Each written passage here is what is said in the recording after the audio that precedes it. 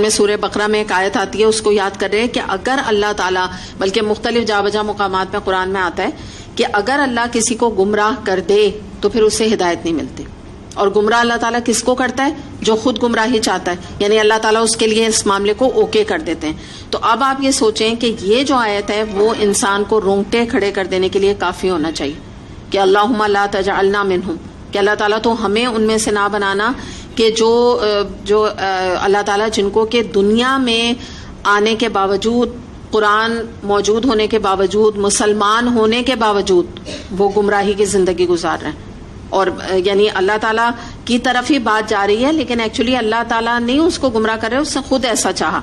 تو اس کا حل یہ ہے کہ ہو سکتا ہے کہ جب انسان قرآن نیا نیا پڑھنا شروع کرے، یا آپ اپنے بچوں کو بتائیں آگے، یا اپنے لوگوں کو بتائیں، گھر والوں کو، تو وہ نہیں مانے، تو ایک ان کو نصیحت کر لیں کہ اگر قرآن پڑھنے کی دل میں طلب نہیں بھی ہے، یہ میں آپ لوگوں سے بھی کہہ رہی ہوں کہ اگر اتنی دل میں طلب نہیں بھی ہوتی، یا فرائیڈے آتا ہے، دیکھیں یہ نا ایک مائنڈ سیٹ ہوتا ہے کچھ لوگوں کا، الگ الگ لوگ اپنے حساب سے قرآن کو لیتے ہیں نا. کچھ لوگوں کا مائنڈ سیٹ یہ ہوتا ہے کہ فرائیڈے آتا ہے تو وہ ان کو ایک دن پہلے سے اس کی خوشی اور اس کا انتظار ہوتا ہے، ٹھیک ہے. کچھ لوگ یہ ہوتے ہیں کہ وہ یہ کہتے ہیں او اگین فرائیڈے، اب پھر جانا ہے کلاس میں، ٹھیک ہے. ایک مائنڈ سیٹ یہ ہوتا ہے، دو طرح کے مائنڈ سیٹ ہوتے ہیں. تو بتانا کیا ہے یہاں پہ مطلوب کہ اگر انسان کا جی نہ بھی چاہے ہدایت لینے کا، کیونکہ ہدایت لینے کی جگہ ہے نا قرآن پڑھنا، نہیں بھی دل چاہ رہا ہے قرآن پڑھنے کا یا ہدایت لینے کا، تو بھی زبردستی اپنے اندر طلب پیدا کرے. زبردستی طلب پیدا کرے گا جب انسان، تو کیا ہوگا کہ پھر گریجولی جو ہے نا وہ ان لا علمی، یا ابھی ہم جو بات نہیں کریں، ہم نے بہت سارے شیڈز دیکھیں، گمراہی اور اس طرح کی جتنی بھی ہمارے ذہنوں میں باتیں ہیں، اس سے گریجولی وہ نکل کے ان اندھیروں سے کہاں آ جائے گا؟ روشنی میں آہستہ آہستہ آ جائے گا، آہستہ آہستہ اس کا دل بدل جائے گا. تو بعض لوگوں کو اپنے آپ کو کھینچنا پڑتا ہے، اپنے اوپر سختی کرنی پڑتی ہے، اپنے دل کو لگانا پڑتا ہے.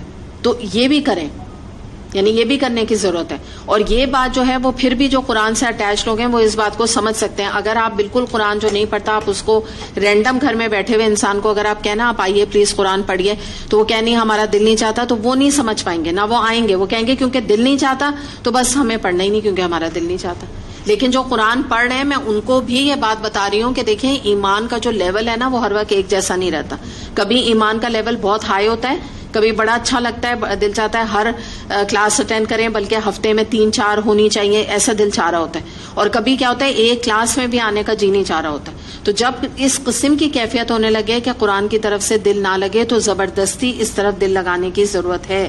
کیونکہ جتنا آپ قرآن پڑھیں گے اتنا زیادہ لا علمی دور ہوگی، انلائٹمنٹ آپ کے اندر آئے گی. قرآن پڑھنے سے انسان گناہوں کے اندھیروں سے نکلتا چلا جائے گا، اور قرآن انسان کی زندگیوں میں جو تاریکیاں ہیں، جو آپ سمجھ لیجیے ہمارے دلوں میں بھی ہیں، ہمارے باطن میں بھی تاریکیاں ہیں، بہت سارے گناہوں کے دھبے لگے ہوئے نا. حدیث کے مطابق ہوتا ہے نا کہ ہر گناہ کرنے پر ایک بندے مومن کے بھی سینے پہ، یا ایک عام بندے کے سینے پر کالے نشان لگ جاتے ہیں. اگر وہ اس کو معافی مانگ لیتا ہے تو وہ نشان ہٹ جاتے ہیں، اگر نہیں معافی مانگتا تو کیا ہوتا ہے؟ وہ پورا دل جو ہے وہ سیاہ ہو جاتا ہے آہستہ آہستہ. تو یہ ایک حدیث ہے.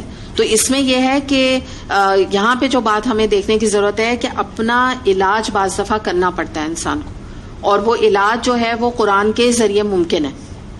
اس میں ایک حدیث ابن ماجہ پہ آپ کے سامنے رکھتی ہوں. علی رضی اللہ عنہ سے روایت ہے، رسول اللہ صلی اللہ علیہ وسلم نے فرمایا خیر الدوا القرآن، مراد یہ ہے کہ سب سے مؤثر دوا قرآن مجید ہے.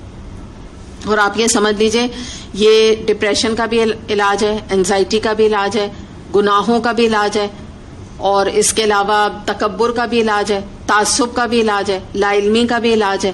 کوئی بھی علاج آپ کو کرنا ہے آپ اس قرآن کے ساتھ کر سکتے ہیں. نفاق کا بھی علاج ہے، اور ایکچولی نفاق جب دل میں ہوتا ہے نا تبھی انسان کا نا دل اچھے کاموں میں لگتا نہیں ہے. تو نہیں لگے نا اور زیادہ اپنے آپ کو ڈالیں آپ اس راہ میں.